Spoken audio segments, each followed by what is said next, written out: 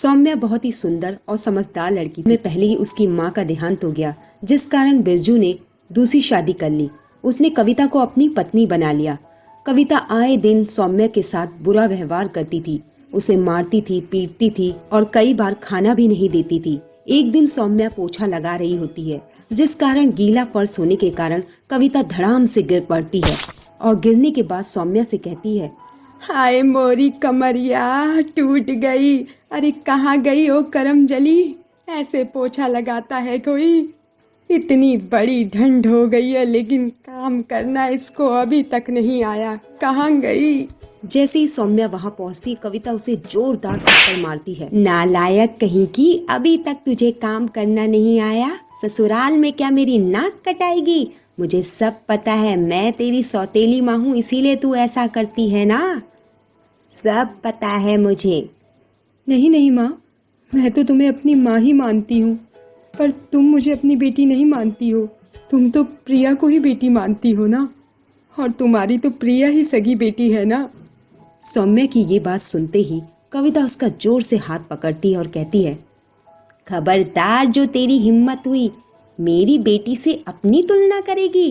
कहाँ वो राजा भोज जैसी और तू गंगू तेली। जा जल्दी से खाना बना शाम का। जी माँ। जैसे ही सौम्या किचन में जाती है और सब्जी काटती है, उसका हाथ जोर से कट जाता है और वो चिल्ला उठती है, माँ तुम वापस आ जाओ। सौतेली माँ मेरे साथ बहुत गंदा व्यवहार करती है, मुझे मारती है। अगर तुम होती तो मेरी मरहम पट्टी कर देती। माँ जल्दी आ जाओ, मुझे तुम्हारी बहुत याद आ रही है। ओ महारानी, खाना बना कि नहीं बना। माँ बन रहा है, थोड़ी देर और। एक काम इससे ढंग से नहीं होता है, इसे तो ससुराल भेजना ही पड़ेगा, नहीं तो मेरे सर पे नाचेगी ये। कविता बड़बड़ाते हुए अपने कमरे में चली जाती है और सौम्या खाना बना देती है। तभी उसका पिता बिरजू दौड़ के आता है। अरे सौम्या, प्रिया, कविता, कहाँ हो तुम लोग, जल्दी आओ। क्या बात है पिताजी, आज आप बहुत खुश नजर आ रहे हो। हाँ, बात ही कुछ ऐसी है। क्या बात है, मुझे भी बता दो जरा, बात क्या है। अरे कविता, हमारे कंपनी में एक मैनेजर है सुरेश बाबू, वो अपने बेटे राहुल का विवाह एक सुंदर सुशील लड़की से करना चाहते हैं। तो मैंने सौम्या का नाम ले लिया है और सौम्या, कल ही वो तुम्हें देखने आएंगे, तो अच्छे से तैयार हो जाना। वाह सौम्या, बधाई हो तुम्हें। अरे अच्छा हुआ, इस मनुष्य का रोज शकल देख देख के दिमाग खराब हो जाता है। अच्छा ही हुआ, एक बला तो टलेगी। और हाँ, मेरा बोझ भी कम हो जाएगा। तो सौम्या, कल तैयार है ना तुम। सौम्या अपनी माँ की तस्वीर पकड़कर रोने लग जाती है। माँ, आखिर मैं गलत साबित हो ही गई ना। सभी मुझे ऐसा मानते हैं। मैं तो सोचती थी कि पापा मुझे प्यार करते होंगे, लेकिन वो भी ऐसे हैं। सौतेली माँ तो सौतेली होती है, लेकिन सौतेली माँ के आने के बाद पिता भी ऐसा बन जाता है। मैंने सोचा नहीं, वो भी मुझे बोझ समझते हैं। मुझे तुम्हारी बहुत याद आ रही है। मुझे अभी तक किसी का प्यार नहीं मिला, और ससुराल में भी ना जाने लोग कैसे होंगे, मुझे प्यार करेंगे कि नहीं करेंगे। तभी उसी समय सौम्या की माँ यानी कि रेखा आती है और उसके सर पर हाथ फेर कर कहती है, अरे बेटा, ऐसा बात नहीं है, तू देखना, तुझे बहुत अच्छा ससुराल मिलेगा, बहुत प्यार करने वाले होंगे लोग, और तेरे कदम पड़ते ही उस ससुराल की स्थिति इतनी सही हो जाएगी कि तू कल्पना भी नहीं कर पाएगी, और तेरा पति भी तुझे बहुत प्यार करने वाले मिलेगा। मैं तुझे इस जादुई कदम का आशीर्वाद देती हूँ। अगले दिन सौम्या अपनी माँ की साड़ी पहनकर वहाँ आती है और तभी सुरेश, कांता और राहुल वहाँ पहुँचते हैं और सौम्या को देखकर कहते हैं, आपकी बेटी तो बहुत सुंदर है।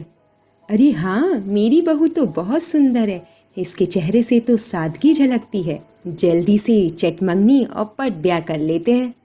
अरे हम तो मुहूर्त पर विश्वास करते हैं, तभी शादी कर पाएंगे। बिना मुहूर्त के तो कोई काम नहीं होगा। जैसी आपकी मर्जी। फिर सौम्या की सास कांता उसके सर पे सगुन फेर कर उसे 2000 का नोट देती है, और ये देखकर कविता एकदम से बोल पड़ती है, ओ सौम्या की बच्ची, चल 2000 का नोट दे यहाँ। आंखें क्या फाड़ फाड़ के देख रही है, दे दे मुझे। आखिर कविता सौम्या के हाथ से 2000 का नोट छीन ही लेती है। उसके बाद राहुल कहता है, क्या माँ हम अभी अंगूठी पहनाने की रस्म पूरी कर सकते हैं क्या, अगर कोई एतराज ना हो? हाँ हाँ बेटा, क्यों नहीं, लेकिन अंगूठी है कहाँ? माँ मैं लेकर आ रखा हूँ। अंकल इजाजत है? हाँ हाँ बेटा, इसमें पूछने वाली क्या बात है। अंकल के इतना कहते ही राहुल सौम्या को अंगूठी पहना देता है और उसके बाद वो लोग घर आ जाते हैं। घर आते ही राहुल अपने भाई विनीत को परेशान देखकर कहता है, अरे क्या बात है, तुझे अभी तक प्रोजेक्ट का हेड नहीं बनाया क्या? अरे कहाँ भैया। तभी अचानक से एक फोन बजता है और उसके बॉस का फोन आता है और वो बोलता है, जी सर, हाँ हाँ सर, कल से ही, हाँ ठीक है सर, मैं कल से टाइम पर रहूंगा। अरे विनीत क्या बात है, अभी तुम्हारा चेहरा मुरझाया था और एकदम से खुशी। हाँ भैया, आपको पता है 3 महीने से मैं इस प्रोजेक्ट के लिए लगा था और देखो मेरी पोस्ट भी बढ़ गई है और मुझे प्रोजेक्ट का हेड भी बना दिया। अभी तक ये हो नहीं रहा था, चमत्कार हो गया ये तो। अरे वाह, ये तो बहुत अच्छी बात है। विनीत दौड़ता हुआ अपनी माँ को सारी बात बताता है और माँ बहुत ज्यादा खुश हो जाती है। तभी कांता की बेटी सुमन का फोन आता है और वो माँ से कहती है, माँ एक खुशखबरी बताऊं आपको? हाँ बेटा बता ना, क्या बात है? माँ आपको पता है ना, हर्ष का मैं कब से वेट करी थी कि एक अच्छे इंटरनेशनल स्कूल में उसका एडमिशन हो जाए, और माँ अभी 5 मिनट पहले ही उसका उससे भी बड़े स्कूल में एडमिशन हो गया। मैं बहुत ज़्यादा खुश हूँ, पता नहीं ये चमत्कार कैसे हुआ।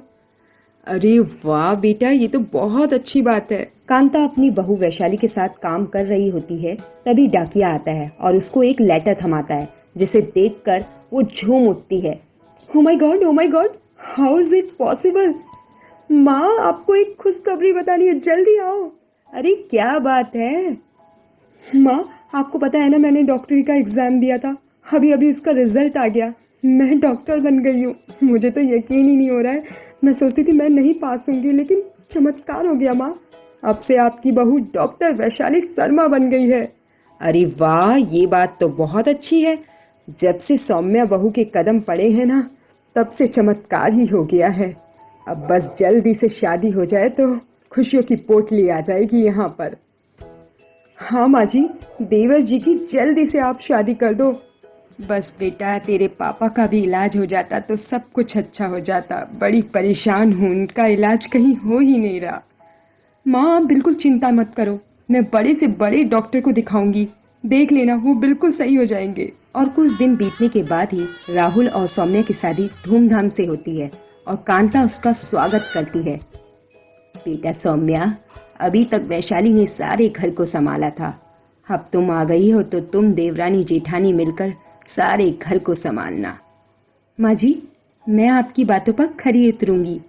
फिर सौम्या अगले दिन से ही अपनी कार्यभार संभाल लेती है और सबको मनपसंद सा खाना खिलाती है। वो खाना खिला ही रही होती है, तभी एक डॉक्टर आता है और कहता है, सुरेश जी, चमत्कार हो गया।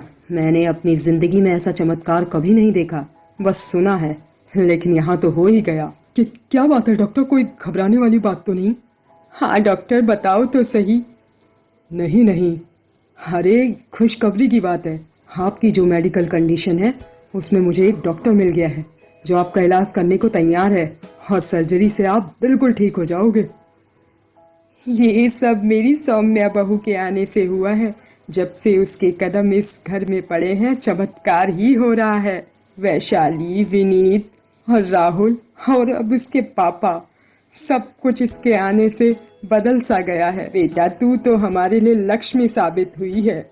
माँ जी, ये सब मेरी माँ के आशीर्वाद से हुआ है। और उसके बाद उससे सब प्यार करने लग जाते हैं।